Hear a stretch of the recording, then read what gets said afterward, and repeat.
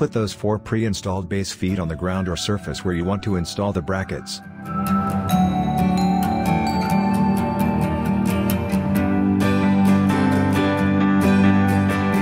Use screws to fix the 2 vertical rods on the feet, and if you want to change the tilt angle, you could drill the upper screw into the different holes on the rod. After the top holes get settled, use other screws to fix the rod with rest holes on the feet, and do the same to the other vertical rod. Use the 2 connectors in the package to separately connect the 4 horizontal rods, each connector for 1 pair.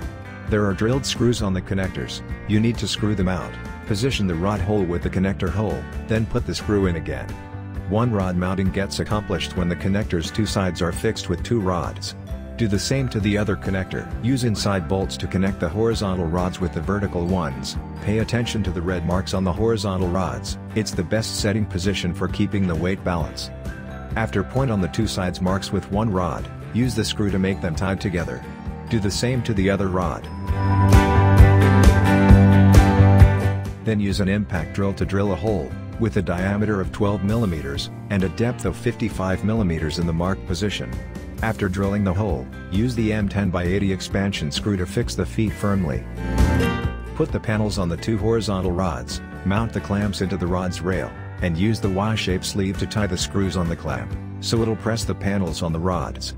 The 2 head clamp is put in between 2 panels, and a side clamp to hold 1 panel side.